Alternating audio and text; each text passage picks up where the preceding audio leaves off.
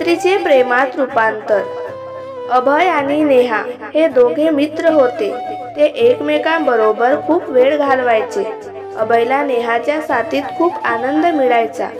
एक दिवस अभयला नेहाबद्दल प्रेमाची भावना जागृत झाली।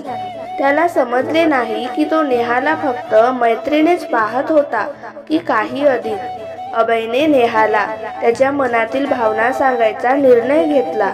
तो नेहाला एक सुंदर संदेश पाठवला आणि म्हणाला, नेहा, तू मला खूप आवडते।